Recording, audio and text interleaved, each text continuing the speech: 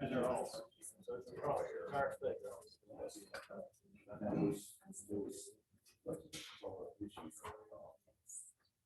Change how it works. Yeah. They don't want in the middle of the cycle. Because our training works where we spend the first 4 years of a training cycle.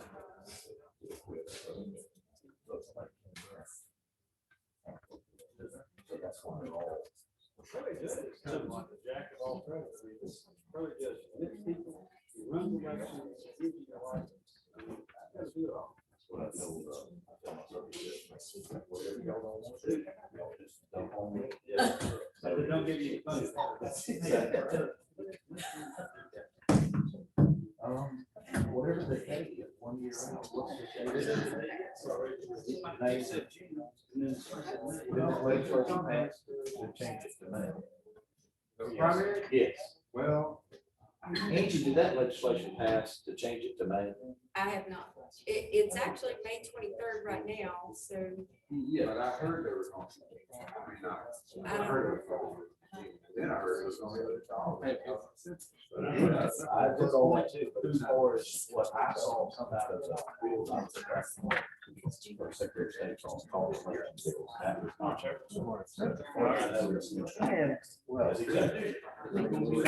Yep. That's what it says on Secretary of State's website. That work out? Good job. Well, he did a great job. I thought it was out of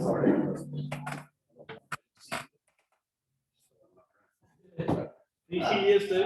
He's running as hard as he can. So the time has arrived to run away? Yeah. It is time, you're right. All right, it is time. So we will call to order. I'll call to order the administrative meeting for May 20th, 2021. And those of you that are here are here. And, hope everyone had a good week. Looks like we're gonna have some warm weather next week. We were talking upstairs. Last week it was in the 40s. This week it's gonna be 100. So I don't know what's going on, but our weather in our world is strange these days. So, any announcements? While I try to think and see if we have any announcements from anyone. Mr. Singleton, you had mentioned you had one. Yes, thank you, Mr. Chairman. I do like to recognize and mention this is EMS week and our EMA director. We look back on some figures, and in 2020, Houston County had over 17,406 emergency medical calls were dispatched over the whole county. Of course, our EMA director, Chris Judah, organized and we started having meetings back in January of 2019 with the EMS transport providers in Cowards, and later the Houston County EMS Association meets once a month. And these include Open Fire, EMS Battalion Chief, Filters, Ashford Rescue, Columbia, Cottonwood, Rehoboth, Vicksburg, Joseph, Houston County Emergency Management, Edmond Fire, EMS, and of course it's a liaison. I work with all those entities. Headland is the EMS jurisdiction. Last year, Headland himself dispatched 242 medical calls inside Houston County and the Kent area. So we've already got a lot of calls over in that area. So Director Judah had legislation drafted and the voters overwhelmingly passed this feat. Thank goodness for everybody that voted for this to help sustain emergencies across the county. Sometimes the fee is not a cure-all, but it certainly made a difference in our county EMS. So thanks to the Houston County Commission and through the EMA Director, Judah was able to provide equipment, recently helped EMS, and one of those pieces of equipment is called the Lucas device, and it's $75,000 for one. So you can imagine 6 or 7 of those. So anyway, we'd like to thank the commission and everybody reminding us this is EMS week, and thank them for what they do for us, protecting us, making sure those emergency calls carried out. Thank you, Mr. Chairman. Thank you. We certainly do thank them, particularly since most all of ours are volunteers. Without all the volunteers that we have, not just in EMS, but everything else, we could not operate this county. We do appreciate that. Other announcements? I don't think of any either. We'll move right into our agenda. First items to be considered under presentations and awards. We will have a presentation from Mr. Matt Parker, who is here today not to make the presentation, but will be here Monday to make this presentation, and that will be an economic development activity report. He will tell us about all the good things that are going on and all the hard work he's doing that's causing him to lose his hair. And there are a lot of good things, so we will look forward to that report on Monday, Matt. Thank you for coming and being willing to update us on what's going on.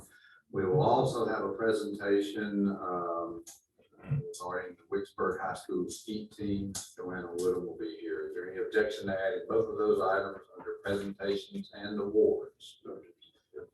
Okay, moving on to the regular agenda. The first item is request to adopt a resolution accepting new road at Sam Houston Industrial Park as industrial access road and authorize chairman to execute documents.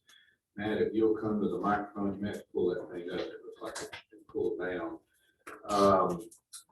This is going to require some explanation. I think you all are aware of a project that we voted to do some work on that was coming out of Sam Houston. We are working to get some funding for that project, and in order to do that, there are some steps, and you all may be wondering why Councilor Press is here today. He is part of this also to be sure we do what we're supposed to do, even though we're not voting on anything today. But that's from an explanation perspective. So after Matt talks about it, Press, we also what we're doing, and in a roundabout way, we've got to take some steps and acquire this road and then end up giving it to the city. So Matt, you'll just explain all that. Thank you very much, Mr. Chairman, and thank you, Commission. And as you recall, we passed a resolution, the county did, back in March, first part of March, because we had to turn it in March, to apply for an industrial access application. Thanks to Barclay Kirkland, Tyler Reeder, Ashley Clements for their tremendous work to help us with the estimate for the Sam Houston Industrial Park. Along with the city department heads, we worked because we had a pretty involved 2 months putting all that together on the cost and the timing structure for a project that wants to locate into the park starting late summer with a new project. So they wanted that road improved. And of course, as you guys recall, we were fortunate to obtain a contribution to get that 135 acres with the industrial development park about 30 months ago. Of course, that was a private park at the time. So all the infrastructure in the land was held by a private entity, which now the Industrial Development Board owns. So those roads are private right now, and the client's requesting us to upgrade, rebuild the existing Sam Houston Industrial Boulevard that exists right now and extend it with a new road extension to the back part of that property. So in order to do that, the only way we could do that from a financial standpoint was to apply for industrial access funding, which you guys were the sponsor for it. Because of their timeline, this one's, this is a different project. They wanted that road in there by July 1st, 2022. So the only way we could really do that is really doing it with the county crews. The application is to allow us to purchase the materials and let the county and equipment and labor handle getting that project in there in a quick timeline. The thing with this project, we will not probably have the final survey on the road until probably midsummer for the final design, because what is happening right now, the entity that we worked with they kind of facilitate these projects. They're an intermediary for the company. And so they'll do the due diligence and work out the agreements to get the site. They will also bid on these projects for the company. They have about 3 or 4 different entities that do this for their expansions and development. Sometimes they'll get the bids, sometimes they won't. In this case, the initial group we worked with did not get the bid to build the new facility. So they are going to assign that to a new entity, which is, like the president of the company that we're dealing with said, he said, they're all good competitors, top class. So he said, this happens sometimes. So we will be working with them. And so our situation on this project is just a reaffirmation, really, that the county will accept, once we get the final survey on the road, the right of way to make it a public road, construct the road, and then at the end of the construction period, we will have that conveyed to the city. So it'll be a city maintained road. That's what we worked out. But the only way to really facilitate it and get it going was really through the county and the tremendous job you guys do with the Road and Bridge Department, supporting economic development. So that's what this resolution is. It's really a reaffirmation from the Industrial Access Authority application we signed, but to reaffirm that with Mr. Graham at Alabama Department of Transportation has been very helpful. That's what that resolution states, that we will accept that as a public road from the Industrial Development Board. And again, the Industrial Development Board has already agreed to do that when they entertained that agreement with the project. So that's what it is. Press, I don't know if you have any comments you want to make on our behalf on that as well. Yeah, while Chris is coming, we've already agreed to do the project, the work. What this is doing is allowing us to get the industrial access fund. It's going to ultimately be a city road. We're not taking this road on for maintenance forever and ever. We just need to be the conduit, if you will, or the vehicle to get the money to do the work, to get the money from the state, from the industrial access fund. And then once the road's built, then we'll turn it over to the city. Did I say all that right? You did, and Chairman and Commission, the only essentially change to the previous resolution that was passed in March is item number 2 that addresses specifically that the county will accept a road that we have to figure out where it finally is. From a legal standpoint, the only other item that needs to be added into that is because the property where the road will exist is inside the municipal jurisdiction of the city of Dothan, the law requires a consent and permission from the city council for the county to essentially create that road.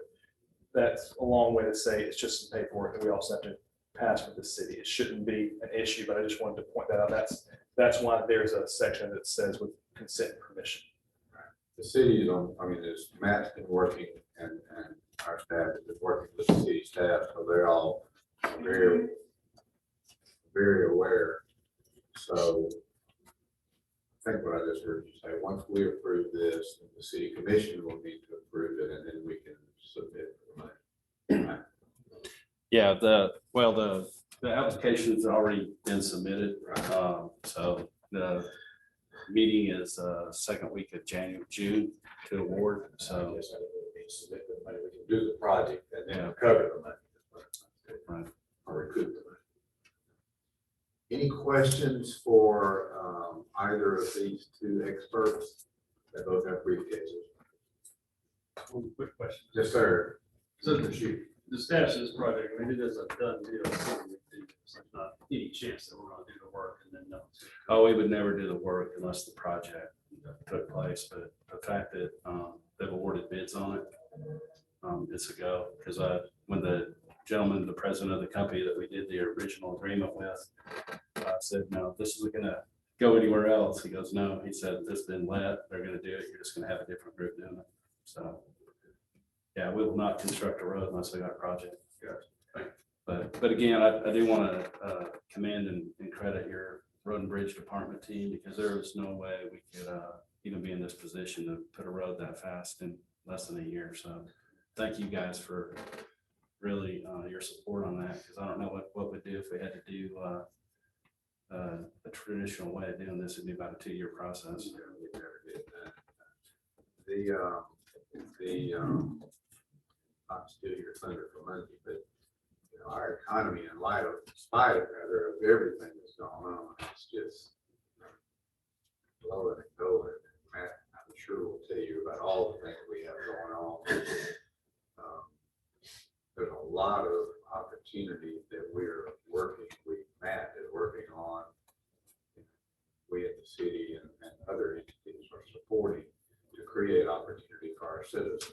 Y'all all know that's our top priority and has been for years. And the more opportunity, if we can get people applying for jobs, the more opportunity we can create for our citizens to improve their stance in life or improve their jobs, then the better our economy will continue to be, and more people will move in. So this is important stuff we're talking about here. Thank you, Matt, for Thank you. working hard on it. Anybody object to adding that to the agenda? Number 2 is a request to upgrade AutoMark ballot marking machines using HAVA funds. Judge Davenport is now making his way to the, oh, I'm sorry. Okay. I'm just glad to have you here. I was gonna. Hello. The AutoMark machines that we use in elections right now are outdated and in need of an upgrade. And the Secretary of State's office has come up with a plan using federal HAVA funds to assist counties across the state in the upgrade. They sent us a letter and asked us, you know, if we were interested in participating to just respond, which we did. In turn, we would trade in the AutoMarks that we have now to upgrade to express vote machines. We have received a check from the Secretary of State's office for those funds. They are subsidizing the entire cost of $77,500. That cost will include the first year of maintenance, license, and support fees. After the first year, we would be responsible for those fees. Those fees are $5,037.50 each year. Which, like I said, they're taking care of the first year. We would be responsible for that every year after that.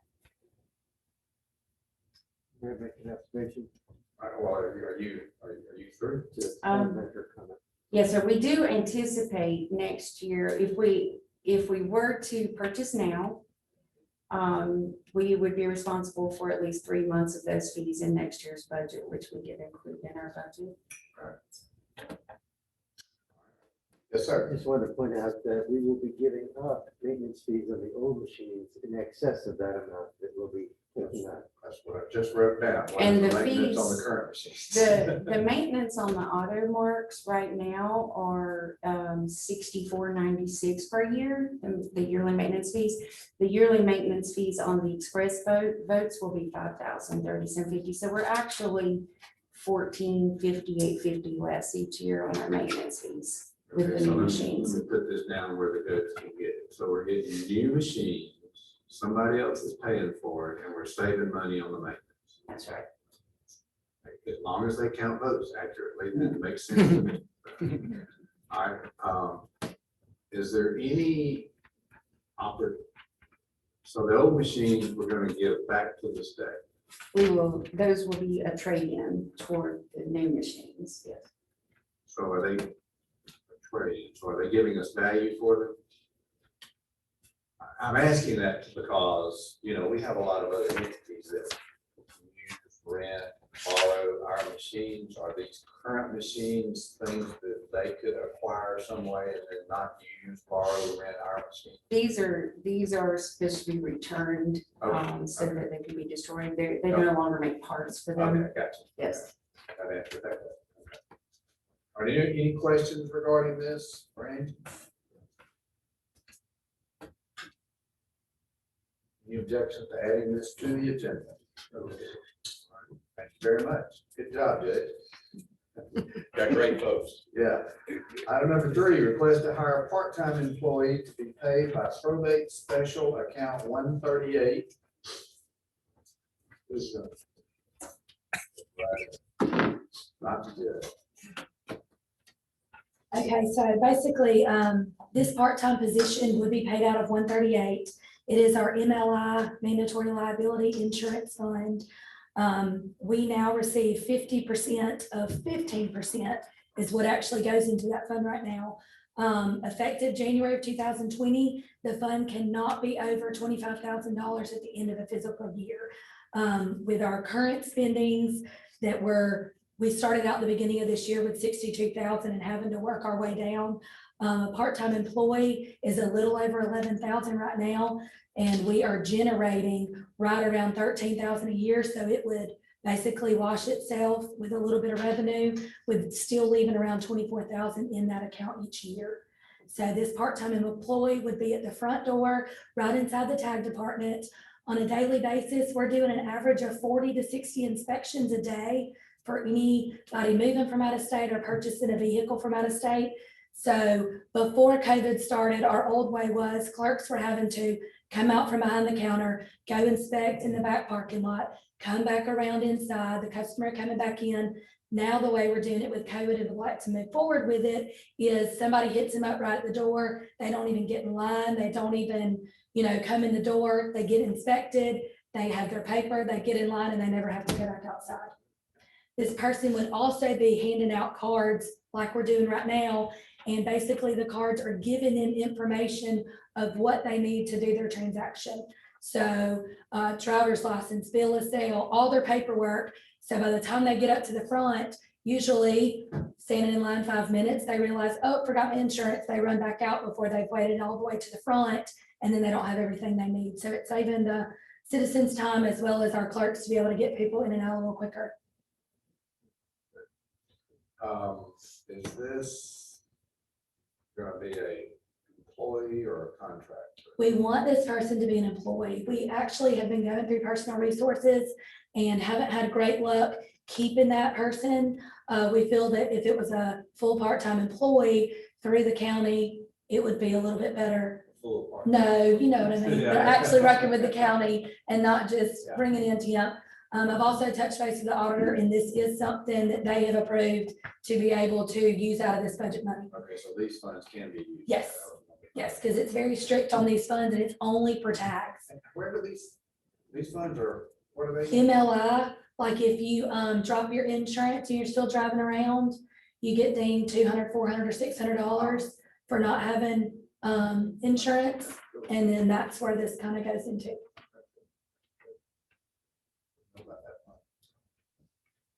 All right, any questions about this request? One, Chairman, thank you, Heather. Is this person that's been approved in, you told them they won't have to be outside? They won't Right. be Mhm. dealing with the- Absolutely. So Bringing the people back. absolutely. Right now, we have somebody right at the door, Yeah. at the main door, but our intention is once COVID kind of releases and lightens up the 6-foot social distance, this person will be stationed right inside the tag department. So they would only be hitting tag people, wouldn't have to, filter the traffic through the rest of the building. Speaking of that, it seems as though most of the requirements, there's not there's one back there, there's two. Yeah, in here with masks on, but it seems most of the required requirements of COVID are going away in June. Mhm. So I think that's kind of when we're thinking, that so much we have strong objectives that we continue to relax a lot of our things. The temperature checking is not a huge deal, that's not a big delay, but some of the other little things that we're doing, and y'all know better than I hadn't talked to Sherry about it because she's out of it. I think June is a good time to review that again, because I know the governor's order goes out June, or is it July? July 6th? Okay. Like I said, July would be a good time for us to think about relaxing all of those and going back to close to normal operation. So So your new employee would fit right into that, as we do that. So, anyway, I just bring that up so people kind of know what the time frame thought process of our regulations. Maybe we can get all this yellow tape out of the way. Any questions? No questions. Yes, sir. Quick comment, I was talking to someone last week, or before that, a couple weeks ago, someone was mentioning to me how easy it was to utilize the tagline and how helpful they felt that person kind of being out front and direct traffic and save their time. So thanks to kudos to you and your office for continuing to do a great job and being one less thing that we have to receive calls and complaints about. Thank you. I just always send them to the probate judge. Yeah, I mean, you know, we've had a couple of different things that actually have been, I hate to even say this, beneficial from this whole unfortunate exercise we've been through the last year and a half. And I think that's one of them that we have, the way we're handling this, we've learned, I think, is better. And so that's one of the good things that has come out of this, I believe. Anyway, other questions, comments? Any objections to adding that to the agenda? All right, thank you, Heather. All right, item number 4 is request to approve emergency expenditure from the capital replacement fund for generator at the sewage treatment plant. Sir. You do not even look like Sean. No, sir, he's over with the sheriff's department at the Ah, 5-star building. now why did they do that there? Okay, I got you. Okay, go ahead. So we've had Road and Bridge for better than a month working on the generator. And they're telling us that they can't get the parts for it. Why, bro? Well, Road and Bridge handles the running of the generator. They don't work on the generator part itself, but the motor. And it's the motors where the problem is. all right, and we have to have that because that thing has got to work.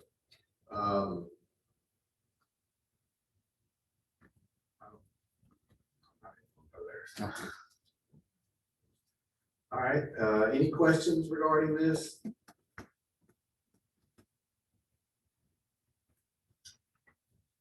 So we have used roughly half of the money in our capital replacement fund if we approve this. And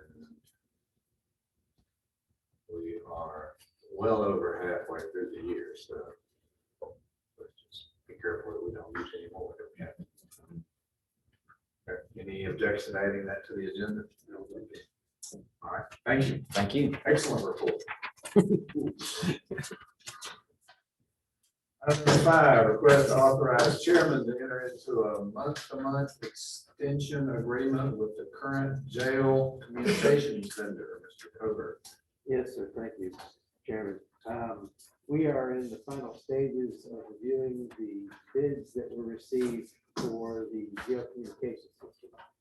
In fact, I have a conference call this afternoon to go over the results of those bids with the entity that helps us navigate through some of the complexities of telephony.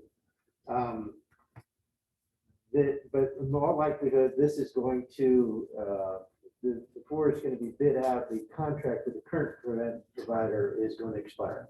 And so this allows us to be able to continue on a month-to-month basis until such time as we can get that bid completely evaluated, and I can bring it back to the commission for award if there's one that met specs. Okay, same price.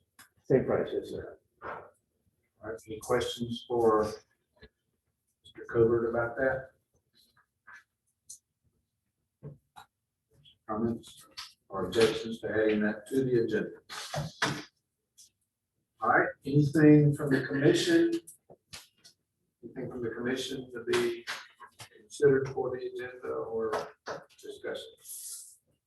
All right, we have no requests for privileges of the floor today. So that being the case, we would adjourn until Monday. Thank you all for being here.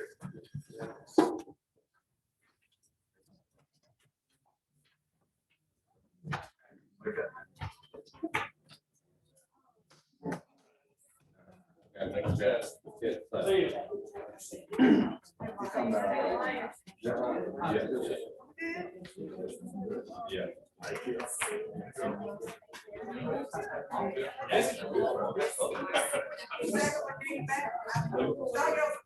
I'm ready. For a minute.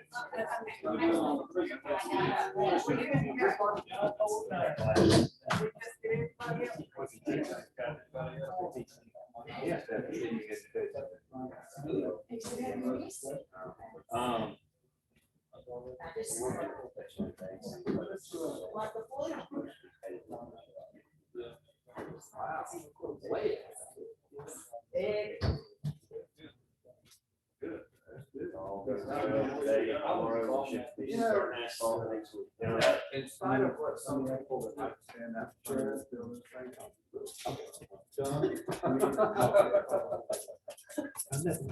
Thank you. You're welcome. See ya. Thanks, Fred.